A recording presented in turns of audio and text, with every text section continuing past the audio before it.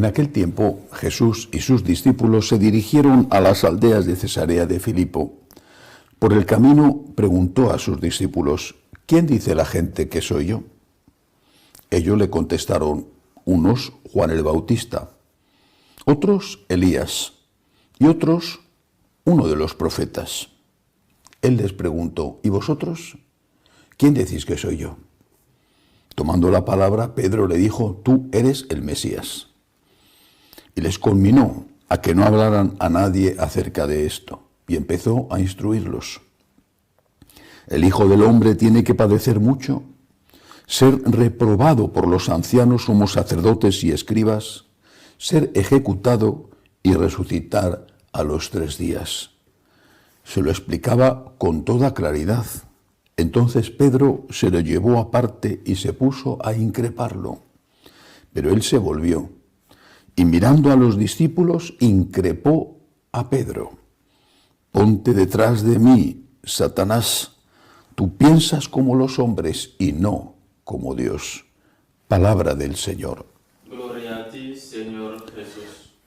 La versión que nos da San Marcos de este episodio en la vida de Jesús tan importante es completada por los otros evangelios sinópticos. Después de la confesión de Pedro: tú eres el Mesías, Jesús le dice a Pedro: y yo te digo que eso no te lo ha revelado nadie de carne y sangre, sino que te lo ha revelado mi Padre que está en el cielo. Y entonces yo te digo a ti, hasta entonces se llamaba Simón, era su nombre, yo te digo a ti, tú eres Pedro, sobre esta piedra edificaré mi iglesia. Vale. La confesión de la divinidad de Jesús, dicho de aquella manera en que lo expresó Pedro, quizá no era una confesión todavía explícita, hubo que esperar a la resurrección para ello, pero ya era una confesión mayor que lo que la gente opinaba. Tú eres el Mesías.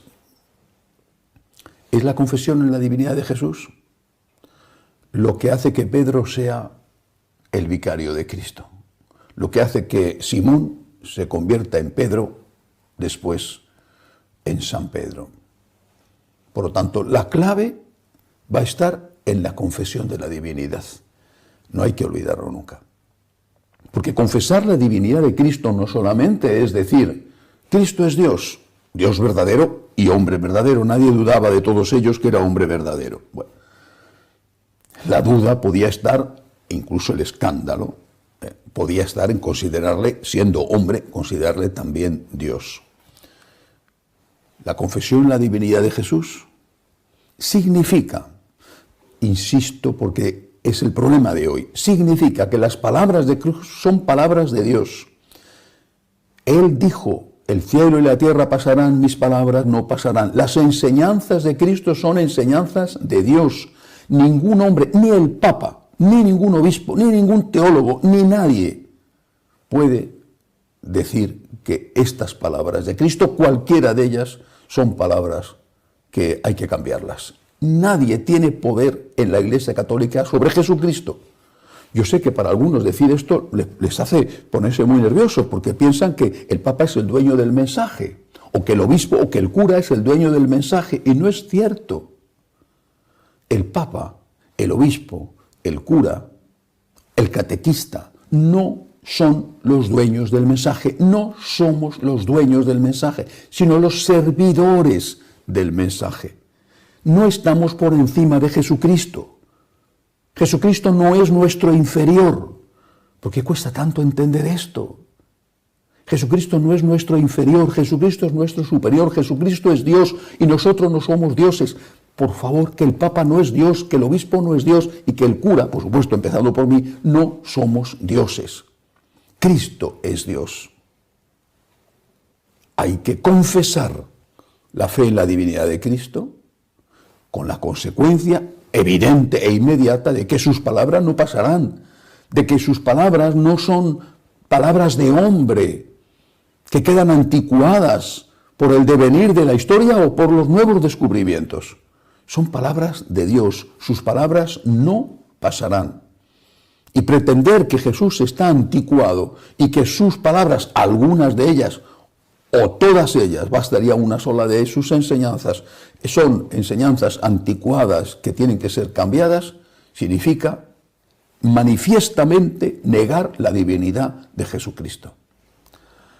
Pero es que en este Evangelio se cuenta también lo que pasa a continuación.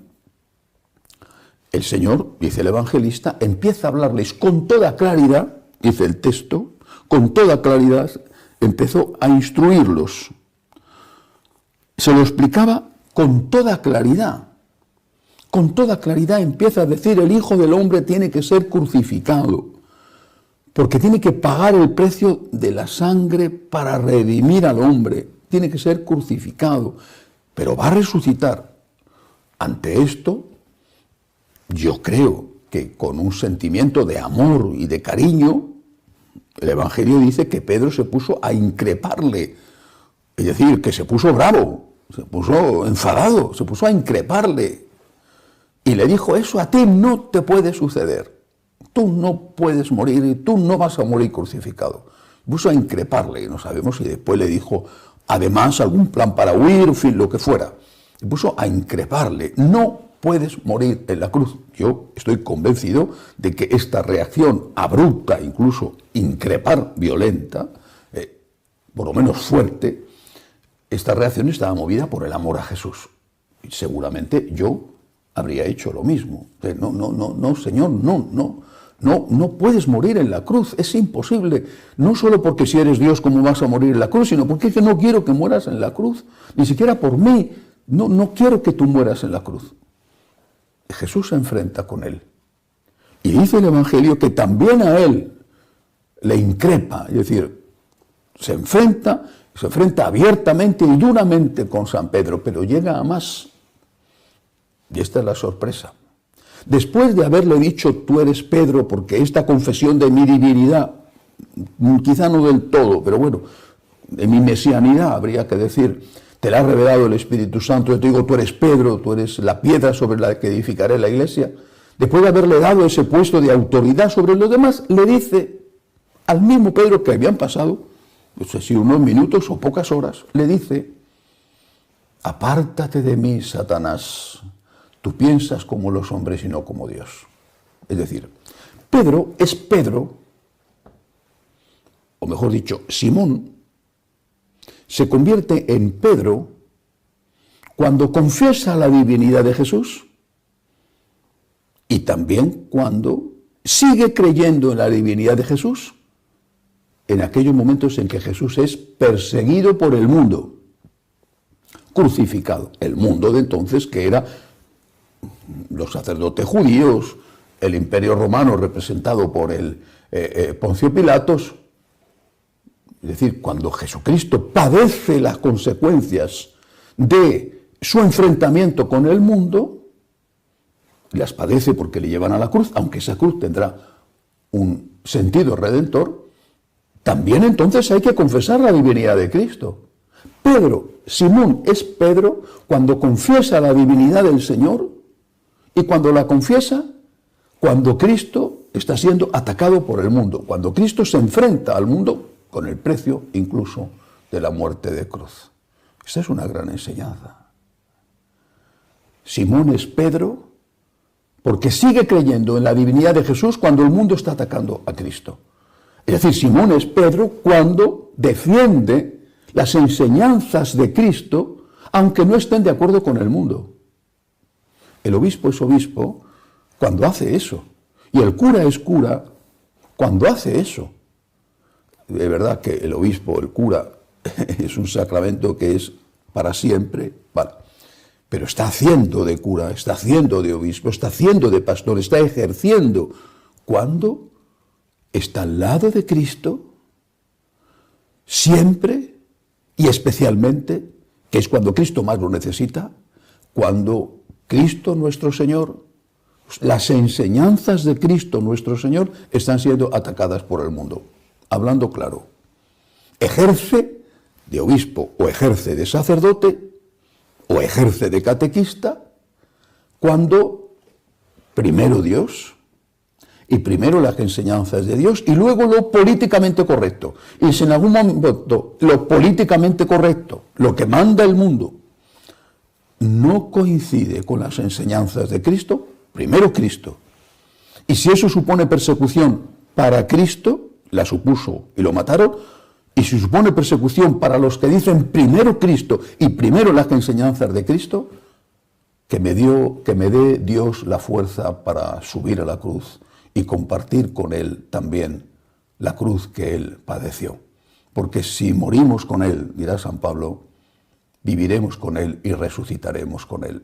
Pero si le negamos, no tendremos ninguna esperanza de vida eterna con Él.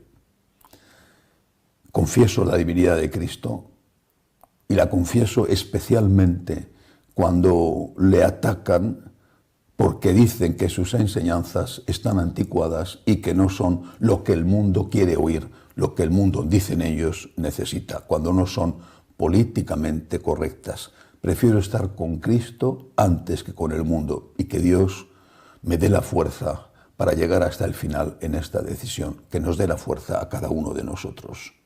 Que así sea.